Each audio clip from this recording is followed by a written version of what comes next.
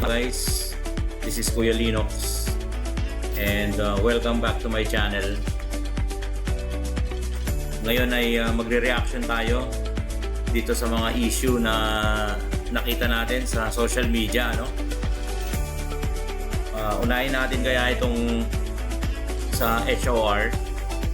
Sumagot kasi sila dun sa order ng Supreme Court. Kumuha lang ako ng clippings, no? Tapos sa reaction na natin. Panoorin muna natin to, guys. Good morning po, Kongs. Tanong lang po namin kung meron po ba kayong worry dun po sa directive ng Supreme Court given that one of the incoming House prosecutors, si Representative Leila De Lima, nagpahayag ng concern over the directive of the SC? Well, unang-una, ako po ay maliwanag naman po yung hinihingi ng Supreme Court. Ito po ay parte ng pagresolba sa issue po na ibinato po sa kanila.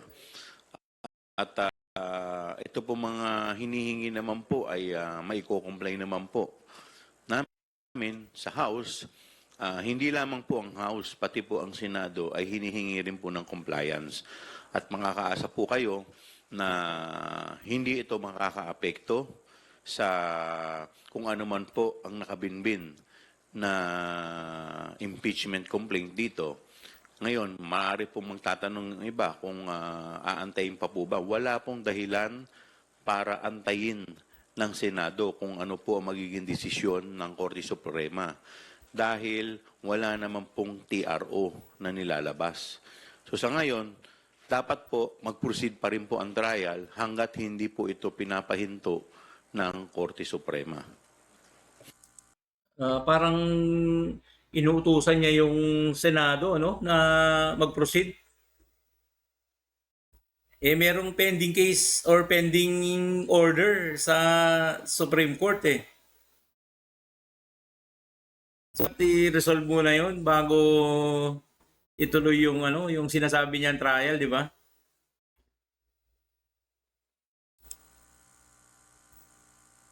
Siyempre, naunawaan po natin yung concern ni Congresswoman Leila De Lima, particularly dun sa question po ng judicial overreach. No? I think yan po yung...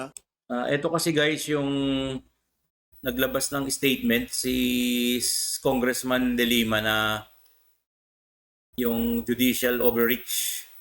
Parang sinasabi niya na sumusobra yung Supreme Court sa kanilang trabaho or function.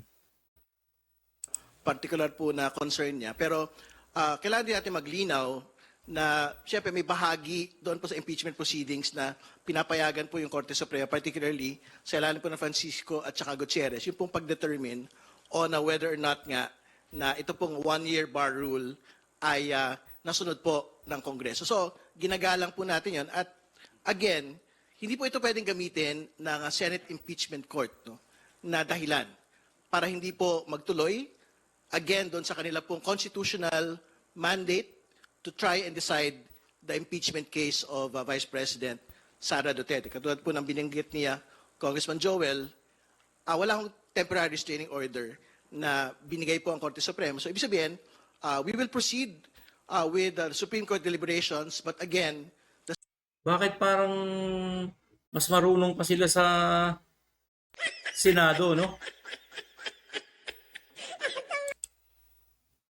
Senate should still proceed in the soonest time with the trial of Vice President Sara Duterte. Follow-up lang po dun. So, hindi po kayo nag-share or nag-agree dun sa concern ni Congresswoman De Lima na walang tila sumobra yung pakikialam ng Supreme Court dun sa order mostly sa House of Representatives in relation with the impeachment case? Well, sa akin po kasi personally, masasabi ko lamang dito ay parang ang hinihingi po kasi ng Supreme Court sa House of Representatives ay yung mga naganap. Halimbawa po, yung mga dates, kung kailan po na i-submit o yung pagkakaugma-ugma ng Ayan, mga sa journal nyo. pagkakataon. Ito po ay magiging base rin, siyempre, sa kanilang magiging desisyon. Kaya mahalaga po na kami po ay makapag-comply. Insofar as the impeachment complaint naman ay ako po naniniwala na hindi naman po ito makakaapekto. Well, again, the particular question po kasi in the Supreme Court ay, particularly under Francisco, ay nagkaroon ba ng filing? Una, that is the first requirement. And secondly, nagkaroon po ba ng referral to the House Committee on Justice? No? So, relevant po ito doon sa unang tatlo.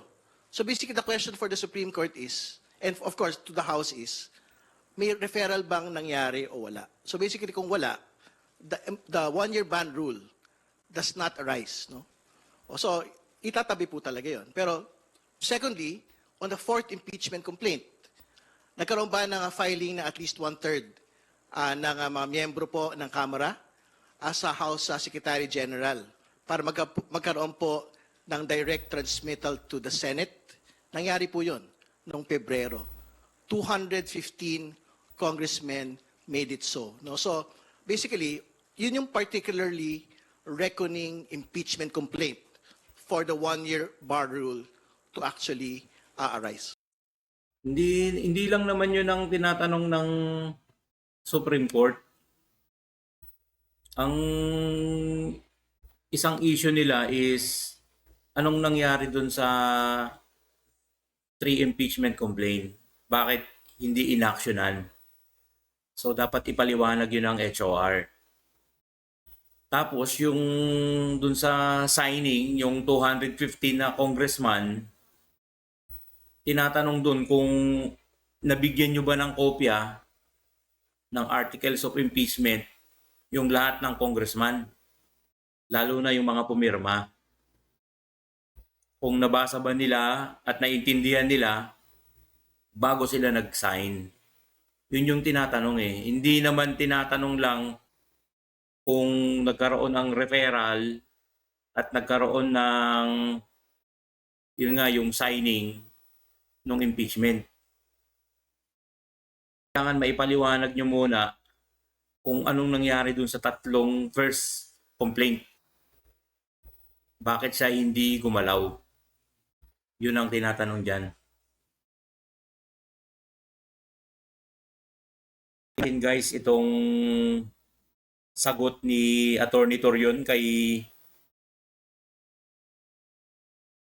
Congressman De Lima.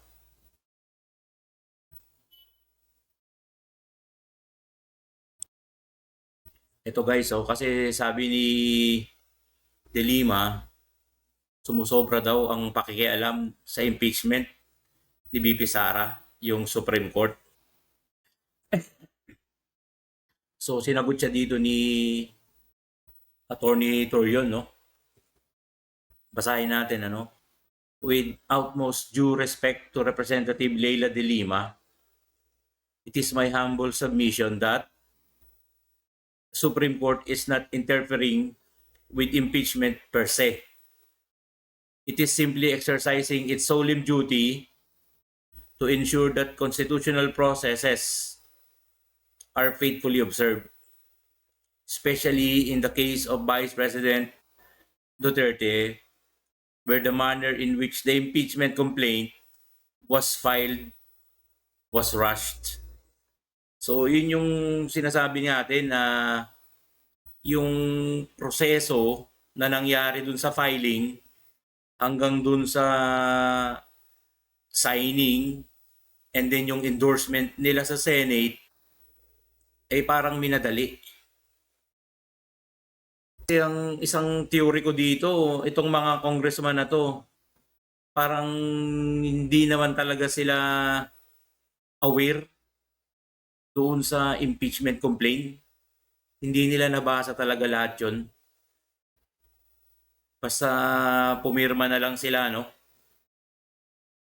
Doon sa first 3 impeachment, kaya siya na-delay or kaya siya hindi siya gumalaw kasi may order congressman na i-hold muna kasi umamin na si SecGen na pinigilan muna siya na wag igalawin yung unang tatlo. Ibig sabihin, baka may nakita sila doon na kumbaga parang hilaw pa yung unang tatlo. Kaya hindi nila ginalaw. So, hindi nila agad pinroseso. Maybe hindi natin alam kung ano yung reason nila doon. Kaya pinagpapaliwanag sila ng Supreme Court kung bakit hindi gumalaw yung unang tatlong complaint.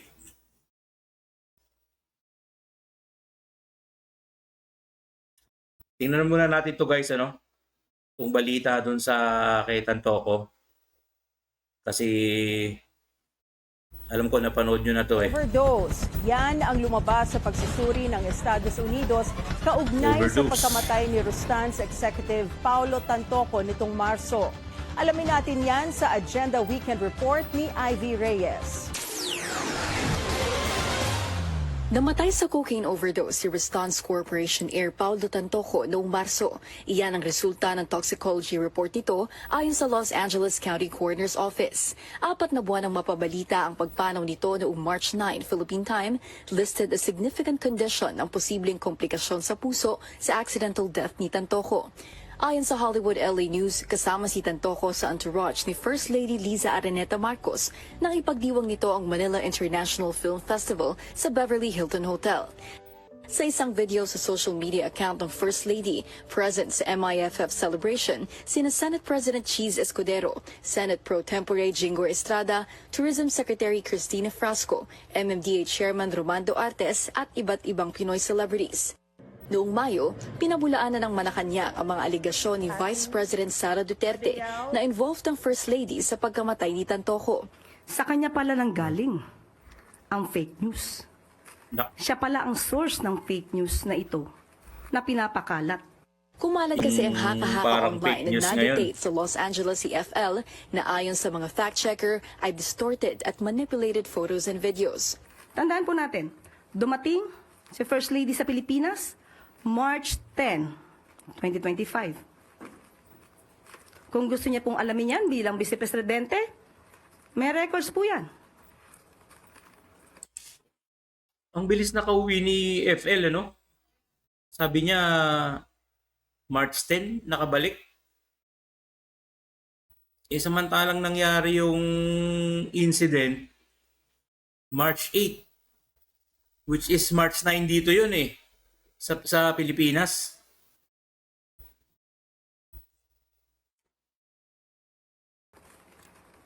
March 11, nagkaroon po ng event si First Lady with the representatives of Girl Scouts of the Philippines. That's May 11, 2025. Pwede po ba nating ipakita?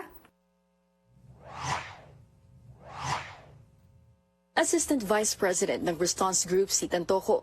Dati rin siyang Chief Operating Officer ng Pacific Links Gulf Development at Chief Security and Procurement Officer ng Santa Elena Golden Country Estate.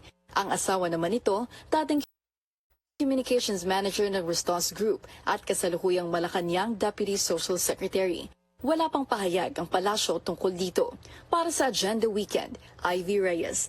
Yun guys, yung balita tungkol dun sa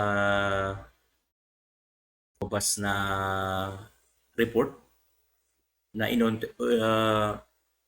pinatunayan ng US police na rated sa illegal substance yung pagkamatay ni Tantoco. Kasi dito yung possession pa lang nung droga, violation na kaagad yun di ba? Tapos meron pang namatay. So, possession, tapos yung illegal use, and then yung death.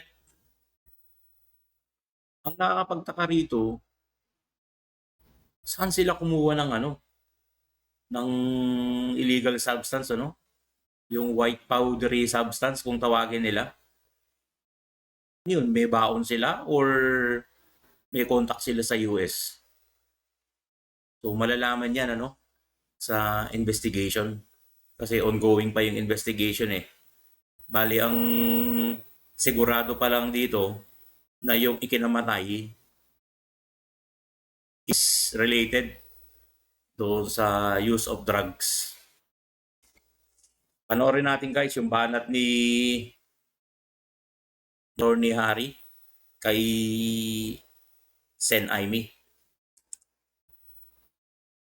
Hinahamon ko rin po itong si Manang Aimee. Manang Aimee, pagkakataon mo na itong patunayan sa mga DDS na talagang ikaw ay kakampi ng mga Duterte. Sa gitna ng mainit na isyu tungkol sa sanhi ng pagkamatay ni Tantoco, hinamon ni former spokes Harry Roque si Senador Aimee Marcos na hikayatin ng kapatid na si Marcos Jr. na magparehab. Hindi ako naniniwala na hindi mo alam kung gumagamit ng pinagbabawal na droga yung kapatid. Ang sinabi mo sa akin nung nandito ka sa Hague, kaya hindi mo sinasabi na user ang iyong kapatid dahil hindi mo naman siya nakikita. At sa katunayan, ang sabi mo, madalas mo na siyang makita. Pero alam na alam mo bilang nakakatandang kapatid kung ano ang kasaysayan ng iyong kapatid pagdating sa pinagbabawal na droga. Panahon na para ikaw ay maging tapat sa taong bayan. Mas lalo kang mamahalin ng taong bayan, hindi lang dahil sa investigasyon na ginawa mo, kung sasabihin mo ang katotohanan at ikaw na ang humingi sa iyong kapatid na magpagamot at ibigay na muna ang liderato ng bayan natin sa tao na walang karamdaman, gaya ni VP Sara, na siya namang pinagkakatiwalaan mo. Pag ginawa mo yan, burado lahat ng alinlangan ng DDS sa iyo, Manang Aimee. At tatanggapin ka bilang isa sa ating mga bayani ng bayan. Pero kinakailangan na siguro na ikay magsalita dahil nakakabingi ang katahimikan ng iyong kapatid at kanyang esposo sa kabila ng pagkamatay ni Paulo Tantoco. Siguro ang huling salitang iiwan ko, sana nga po, hindi pumanaw si Paulo Tantoco na walang dahilan. Sana po, itong nangyari kay Paulo Tantoco na nakakalungkot sa pamilya niya, maging meet siya para magkaroon tayo ng tapatan sa panig ng mga sambayanang Pilipino at ang mga Marcoses. Ulitin ko po, mapagpatawag po ang sambayanang Pilipino. Karamdaman po ang drug use. Matinding karamdaman. Papayagan po kayo ng sambayan na magpagamot, pero wag yun naman po ilagay sa abirya ang kinabukasan ng bayang ito sa pamamagitan ng pagbibigay kay BP Sara habang kayo ay nagpapagamot. Pero hindi po katanggap-tanggap na kung talagang kayo may problema, kung talagang kayo may karamdaman, mananatili kayo nakaluklok sa pinakamataas na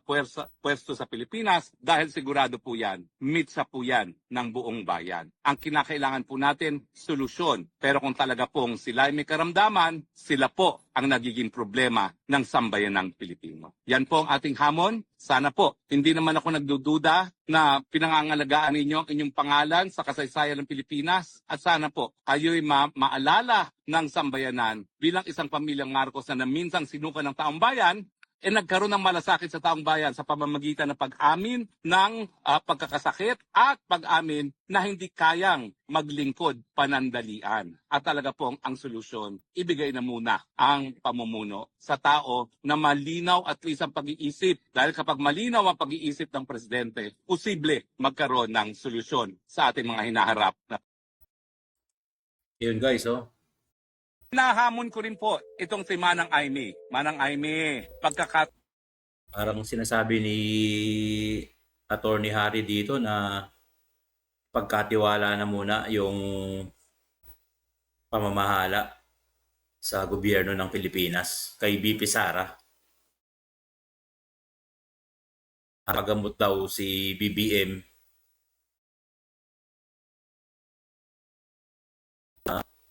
doon sa sinasabing parang drug addiction.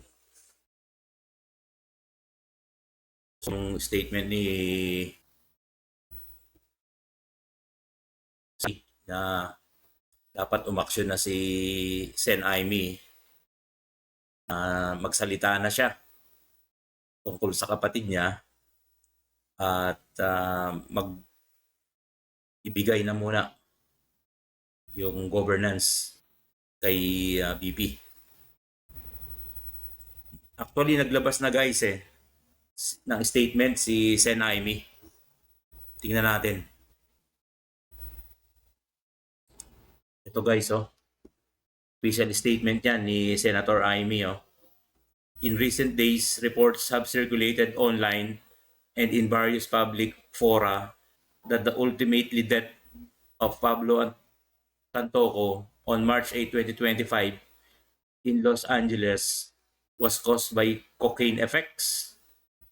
Some reports further suggest that Mr. Tantoco was apparently part of the entourage of the First Lady, Lisa Araneta Marcos, who was in the Los Angeles at that time to promote the Manila International Film Festival. More troubling are claims circulating online that the First Lady may have personal knowledge of the circumstances surrounding Mr. Tantoco's death, with some alleging that she was present at the scene either shortly before, during, or immediately after the incident. Given the gravity of these allegations and the matter's undeniable public interest, I urge Malacanang to issue a comprehensive report on the circumstances of Mr. Tantoco's death, including any involvement, direct or indirect, of the First Lady or other Philippine government officials.